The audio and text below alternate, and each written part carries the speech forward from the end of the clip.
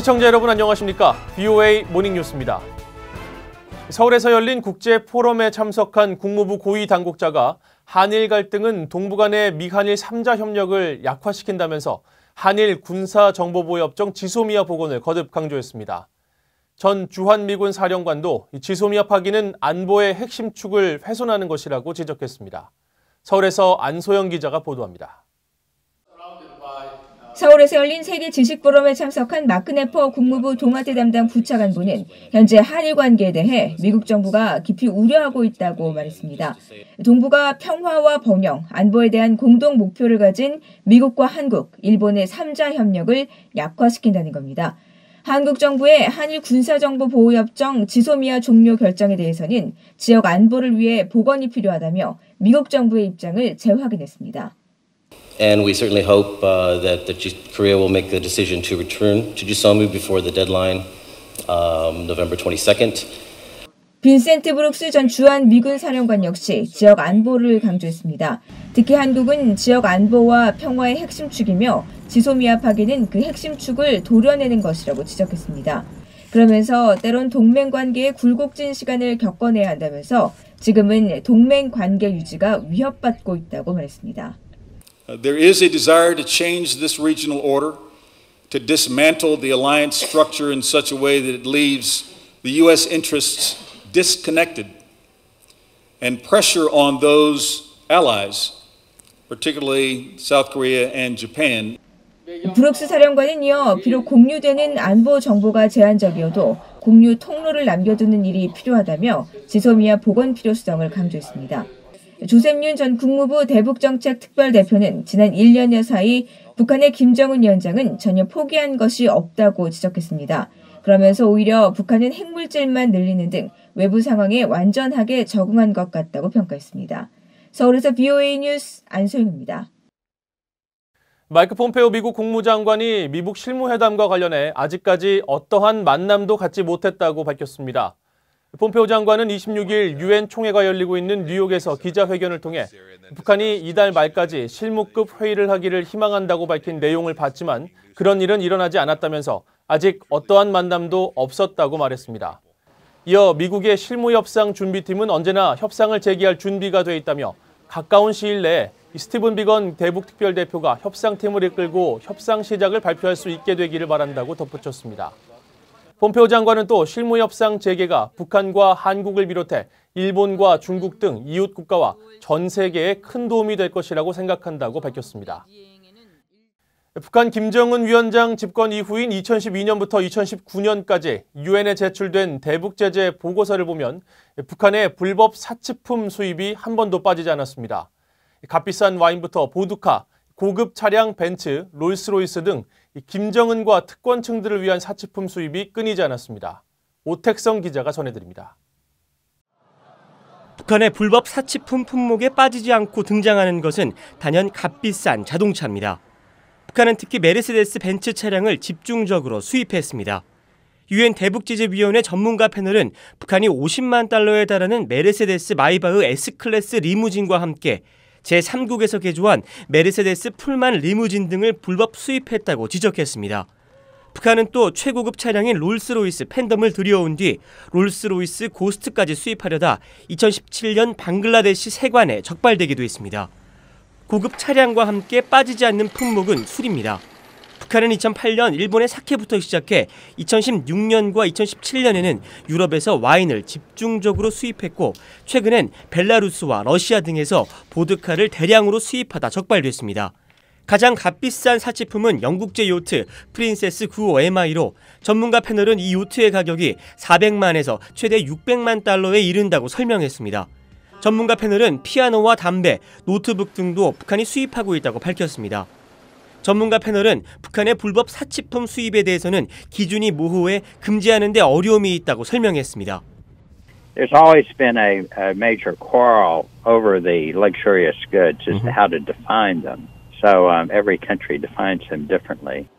실제로 마식령 스키장의 리프트 기기에 대해 전문가 패널은 북한의 사치품으로 규정했지만 중국 측은 대중 스포츠용 장비라며 엇갈린 주장을 하기도 했습니다. 전문가들은 또 북중 접경 지역에서 중국의 제재 이행이 제대로 이루어지지 않고 있다면서 이로 인한 북한의 사치품 수입은 쉽게 이뤄진다고 지적했습니다. VOA 뉴스 오택성입니다.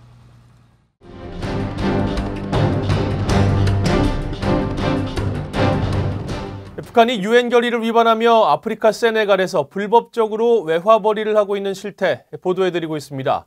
오늘은 이 북한 노동자들이 열악한 환경에서 인권 침해를 당하며 이 북한 정권을 위해 돈을 벌고 있는 현장을 보도합니다. 세네갈 현지에서 함지하 기자가 단독으로 취재했습니다. 세네갈 다카르 도심에 있는 고급 주택단지 내 위치한 북한 노동자들의 숙소입니다. 건물은 구조물에 시멘트를 바른 임시 형태로 화장실과 세면시설이 숙소 안에 있지 않고 다른 건물에 있어 북한 노동자들은 건물 밖으로 나와 출근 준비를 해야 합니다. 내부 사정을 알고 있는 세네갈 현지인은 충분한 지원 없이 북한 노동자들이 직접 숙소를 짓다 보니 비가 오면 건물 안으로 물이 새고 방충시설도 없어 말라리아 감염 위험에 노출돼 있다고 전했습니다. 또 북한 노동자들은 외부와는 철저히 차단된 생활을 한다면서 한 달에 한 번 시장에 나가 중고 옷가지 등을 구매하는 경우를 제외하곤 외출은 전혀 없다고 말했습니다. 북한 노동자들은 자신의 근로시간이 주 6일, 하루 7, 8시간이라고 말했습니다. 9시부터 10시? 네. 12시. 12시부터 10시. 점심 식사하시고? 네, 2시간. 현지인들을 통해 확인한 결과 북한 노동자들이 받는 임금은 매달 $100 정도, 세네갈 현지인들 임금의 절반 수준이었습니다. 제재 대상인 만수대 창작사에서 이름만 바뀐 북한의 코르만 컨스트럭션은 이들 노동자들을 통해 수백만 달러를 벌어들이고 있지만 북한 당국에 상납하면서 정당한 노동의 대가를 주지 않는다는 겁니다. 세네갈은 현재 건설 경기가 활기를 띠고 있습니다.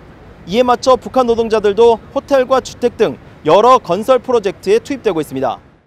BOA는 이번 사안에 대한 세네갈 정부의 입장을 듣기 위해 세네갈 외무부를 찾아갔습니다.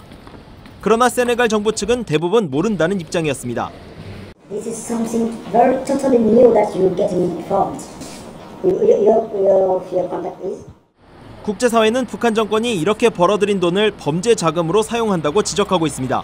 미국 정부는 지난 6월 발표한 2019 인신매매 보고서에서 북한을 최하위인 3등급으로 분류하면서 해외 노동자를 착취하는 나라로 지목했습니다. 세네갈 다카르에서 VOA 뉴스 함지아입니다. 미국 국무부는 북한이 세네갈에서 불법적으로 북한 노동자들을 통한 외화벌이에 나선 데 대해 독자적 행동도 불사하겠다며 경고했습니다. 국무부 대변인실 관계자는 25일 제재 대상인 북한 만수대 창작사가 새로운 이름으로 세네갈에서 계속 외화벌이를 하고 있다는 VOA 보도와 관련해 우리는 금지된 행동을 하거나 제재 회피를 촉진하는 단체에 대해 독자 행동을 취하는 것을 주저하지 않을 것이라고 밝혔습니다. 이 관계자는 또 모든 유엔 회원국들은 유엔 안보리 제재 결의를 이행할 의무가 있다며 우리는 그들 모두가 계속해서 그렇게 하길 바란다고 강조했습니다. 이어 미국은 모든 나라들이 유엔 제재의 의무를 완전하게 이행하도록 보장하기 위해 전 세계 다른 나라 정부들과 계속 협력하고 있다고 덧붙였습니다. 미국과 한국이 주요 안보 현안을 조율하는 고위급 협의체 미한 통합국방협의체의 16차 회의가 26일과 27일 서울에서 열립니다. 미국에서는 하이노 클링크 국방부 동아시아 담당 부차관보가 한국 측에서는 정석환 국방부 정책실장이 각각 수석대표로 나서며 양국의 국방과 외교 주요 당국자들이 참석합니다. 이번 협의에서는 한반도 비핵화와 항구적 평화 정착을 위한 공조와 조건에 기초한 전작권 전환 추진, 미래 한미동맹 심화 확대 방안 등 양국의 주요 안보 현안을 전반적으로 논의한다고 한국 국방부는 설명했습니다. 또 앞서 24일과 25일 진행된 2020년 방위비 분담 특별협정 체결을 위한 1차 회의 결과를 평가하고 지난달 한국 정부의 한일 군사정보보호협정 지소미아 종료 결정에 대해서도 협의가 진행될 것으로 알려졌습니다. 지난 1월부터 9월 말까지 세계 각국의 대북 인도주의 지원 모금액이 유엔 목표액의 16.7% 수준인 것으로 나타났습니다. 유엔 인도주의 업무조정국이 25일 공개한 대북 지원 현황 자료에 따르면 유엔은 현재 2,004만 달러를 모금했으며 이는 당초 목표액인 1억 2,034만 달러의 16.7% 수준입니다.